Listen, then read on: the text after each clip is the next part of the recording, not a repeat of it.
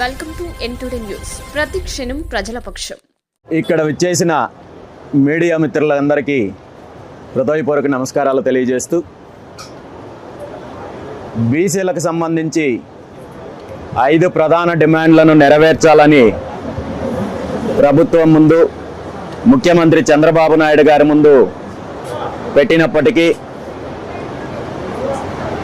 ఇప్పటి వరకు ప్రభుత్వం స్పందించలేదు. కాబట్టి నిన్న బీసీ ధర్మదీక్ష పేరుతో నిరవధిక నిరాహార దీక్షకు కూర్చోవడం జరిగింది. బీసీ ధర్మదీక్ష యొక్క ప్రధాన 5 డిమాండ్లలో 4 డిమాండ్లు పూర్తిగా ముఖ్యమంత్రి చంద్రబాబు నాయుడు గారు ప్రతిపక్షంలో ఉన్నప్పుడు బీసీ సామాజిక వర్గాలకు ఇచ్చిన హామీలే. ఇందులో నేను కొత్తగా కోరుకుంటున్నది ఏది కాదు. అందులో బీసీ రక్షణ చట్టం కావచ్చు, అదేవిధంగా బీసీల యొక్క కులగణనతో పాటు విద్యా ఉద్యోగ స్థానిక సంస్థల ఎన్నికల్లో 44% రిజర్వేషన్ ఈనాటి హామీ కాదు. తెలుగుదేశం పార్టీ ఆవిర్భావం నుండి హామీ ఇచ్చి బీసీలను వెన్నుపోటుపరుస్తున్నారు. అదేవిధంగా బీసీలకు కార్పొరేషన్లు ఏర్పాటు చేయడము, అధికారంలో ఉన్న పార్టీ నాయకులకు పదవులు ఇవ్వడం తప్ప ఈ కార్పొరేషన్లకు ఎటువంటి నిధులు ఇవ్వకుండా వంచే ప్రయత్నం చేస్తున్నారు. అది గతంలో అధికారంలో ఉన్న వైఎస్ఆర్ కాంగ్రెస్ పార్టీ అలాగే చేశారు.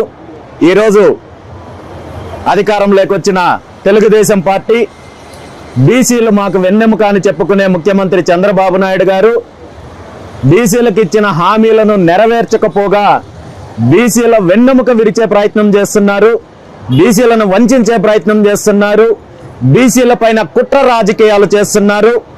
వీటికి అంతం పలికి బీసీలకు ఇచ్చిన హామీలను, న్యాయపరమైన డిమాండ్లను నెరవేర్చేంత వరకు కూడా ఈ దీక్ష కొనసాగుతుందని చెప్పి తెలియజేస్తూ, ఇందులో మరో ప్రధాన డిమాండు ఆంధ్రప్రదేశ్ యొక్క నూతన రాజధాని అమరావతి ప్రాంతంలో బీసీలకు 1000 ఎకరాలు కేటాయించాలి, కనీసం 1000 ఎకరాలు కేటాయించాలనే డిమాండ్ ఏదైతే ఉందో ఇది 100% న్యాయపరమైన డిమాండు. దీని మీద స్పందించి దీన్ని నెరవేర్చాల్సిన బాధ్యత ముఖ్యమంత్రి చంద్రబాబు నాయుడు గారికి ఉంది. ఎందుకంటే ఆంధ్రప్రదేశ్ రాష్ట్ర రాజధాని అంటే కేవలం ముఖ్యమంత్రి గారికి సంబంధించిన అంశమో, లేదంటే వారి కుటుంబానికో, లేదంటే వాళ్ళ పుత్రరత్నం ఈ రాష్ట్రాన్ని ఒక ప్రైవేట్ లిమిటెడ్ కంపెనీ లాగా చూసుకొని రాష్ట్ర సంపదను, భూములను విచ్చలవిడిగా తన బినామీలకు అప్పచెప్తున్న నారా లోకేష్ కి సంబంధించిన ప్రైవేట్ కంపెనీనో కాదు. ఆంధ్రప్రదేశ్ రాష్ట్ర రాజధాని అంటే ఈ రాష్ట్రంలో ఉన్న ప్రతి ఒక్కరికి హక్కు ఉంది. ప్రతి సామాజిక వర్గానికి సామాజిక న్యాయం చేయాల్సిన బాధ్యత ముఖ్యమంత్రి గారికి, ప్రభుత్వానికి ఉంది. ఈరోజు సుమారు ఇప్పటికే 33,000 ఎకరాలు భూసేకరణ చేపట్టారు. మరో 2వ దశ భూసేకరణ కార్యక్రమానికి మొదలుపెట్టారు. 1,00,000 ఎకరాలతో రాజధాని నిర్మిస్తామని చెప్తున్న ముఖ్యమంత్రి చంద్రబాబు నాయుడు గారు ఈ 1,00,000 ఎకరాలలో ప్రభుత్వ అవసరాలు, ప్రభుత్వ భవనాలు, పరిపాలనా భవనాలు, ఇన్ఫ్రాస్ట్రక్చర్ కాకుండా మిగిలిన ప్రైవేట్ కంపెనీలకు ఏదైతే ఏ షరతులతో అయితే కేటాయిస్తున్నారో, ప్రైవేటు వ్యక్తులకు ఏ షరతులతో అయితే భూములు కేటాయిస్తున్నారో అదే షరతులతో, అదే ప్రాతిపదికన బీసీలకు కేటాయించాలి. అదే ధర, మీరు నిర్ణయించిన ధర చెల్లించడానికి బీసీవై పార్టీ సిద్ధంగా ఉంది, నేను సిద్ధంగా ఉన్నాను అని చెప్పి గతంలోనూ చెప్పడం జరిగింది. ఇప్పుడు మళ్ళీ ఇంకొకసారి చెప్తున్నాను, ఖచ్చితంగా ముఖ్యమంత్రి చంద్రబాబు నాయుడు గారు వెంటనే దీని మీద చర్యలు తీసుకోవాల్సిన బాధ్యత ఉందని చెప్పి తెలియజేస్తున్నాను. ఈరోజు అమరావతికి సంబంధించి, ఆంధ్రప్రదేశ్ రాష్ట్ర రాజధానికి సంబంధించి అనేక రకాల వివాదాలు నడుస్తున్నాయి, అనేక రకాల చర్చలు నడుస్తున్నాయి. ఇందులో పూర్తిగా అమరావతి రాజధాని అంటే ముఖ్యమంత్రి కుటుంబానికి సంబంధించిన ప్రైవేట్ ప్రాపర్టీ లాగా ఈరోజు రకరకాల చర్యలు చేస్తుంటే చూస్తూ ఊరుకునే ప్రసక్తే లేదని చెప్పి ఈ సందర్భంగా తెలియజేస్తున్నాను. ముఖ్యమంత్రి తెలుగుదేశం పార్టీకి సంబంధించిన కొన్ని మీడియాల్లో కొన్ని చర్చలు జరుగుతున్నాయి. ఆ చర్చల యొక్క ప్రాధాన్యత ఏంటంటే, ఆ చర్చల యొక్క ఉద్దేశం ఏంటంటే, ఆ చర్చల్లో వీళ్ళు మాట్లాడుతూ ముఖ్యమంత్రి గారికి, ప్రభుత్వానికి, దేశవ్యాప్తంగా ఉన్న అనేక మంది పారిశ్రామికవేత్తలు, పెట్టుబడిదారులు, అదేవిధంగా విదేశాల్లో స్థిరపడిన ఎన్ఆర్ఐలు ఫామ్ హౌస్ కట్టుకోవడానికి సుమారు 7,000 మంది దరఖాస్తులు చేశారు.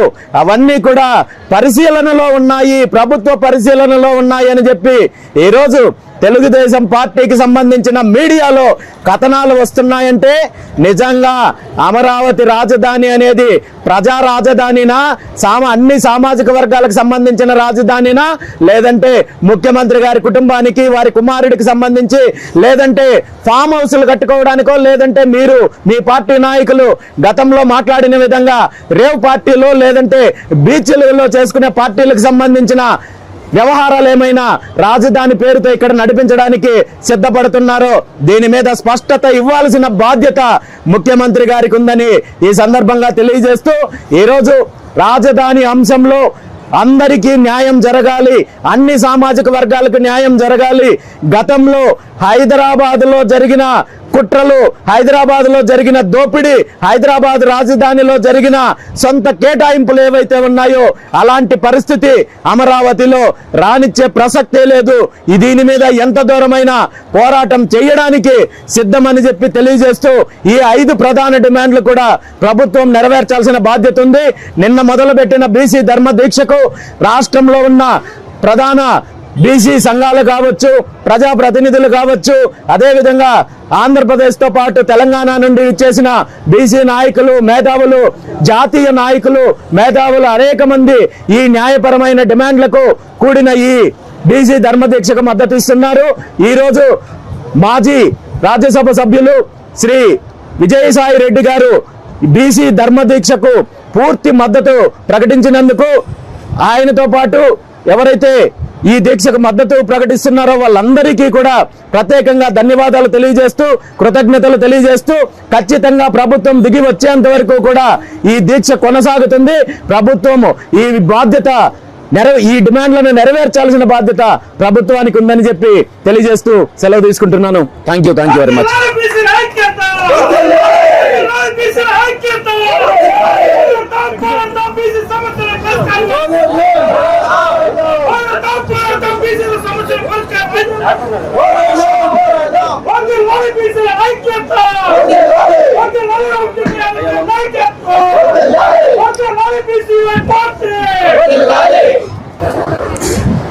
చెక్ చేసి చెప్తాను.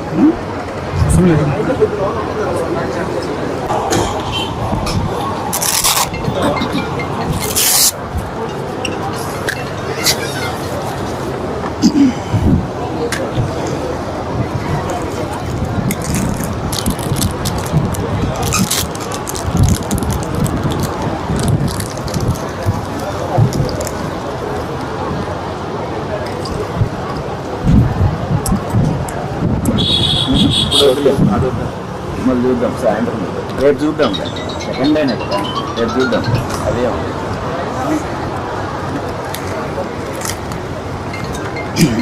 రిపోర్ట్స్ ఏం లేదు, నార్మల్గా ఉంటుంది. శ్రీ బోడి రామచంద్ర యాదవ్ గారు ఆమరణ నిరాహార దీక్ష చేస్తూ కేవలం మంచినీటిని మాత్రమే తాగుతూ ఇప్పటికీ దాదాపుగా 34 గంటలు అవుతా ఉంది. ఈ క్రమంలో ప్రతి నిమిషం మేము ఆయన ఆరోగ్య పరిస్థితిపై పర్యవేక్షణ చేస్తూ ఉన్నాము. ఈ క్రమంలో ప్రజెంట్ ఆయనకి బీపీ 130/90 ఉంది. దాంతోపాటు పల్స్ రేటు 85 ఉంది. సాచురేషన్ 93 ఉంది. ఆయన ఎంత ఇంటేకింగ్ తీసుకుంటున్నారు, వాటర్ అవుట్పుట్ ఎలా ఉంది అనేది కూడా మేము నిరంతరం పర్యవేక్షిస్తూ ఉన్నాము. ఇంకా ఎలక్ట్రోలైట్స్, ఇంకా మెగ్నీషియం, కాల్షియం అండ్ గ్లూకోజు పరీక్షలు చేయాల్సి ఉంది. వాటిని కూడా త్వరలో టెస్టులకు పంపించి వాటి రిపోర్ట్స్ కూడా మీకందరికి కూడా తెలియచేయడం జరుగుతూ ఉంది. ఇదే పరిస్థితి ఇలాగే కొనసాగుతూ పోతే ఎలక్ట్రోలైట్స్ ఇంబ్యాలెన్స్ అవుతాయి, ఇంకా మెగ్నీషియం కూడా తగ్గుతుంది. దానివల్ల కండరాల నొప్పి వస్తుంది, కాల్షియం కూడా తగ్గుతుంది. కాబట్టి వీలైనంత త్వరగా అన్నగారు కూడా ఒక నిర్ణయానికి వచ్చి ఈ సమస్య త్వరగా జటిలం అయ్యి కాకుండా త్వరగా ముగింపు జరిగి అటు ప్రభుత్వాలకు ఇటు ప్రజలకు అంతా మంచి జరగాలని చెప్పేసి ఒక వైద్యుడిగా నేను కోరుకుంటూ ఉన్నాను.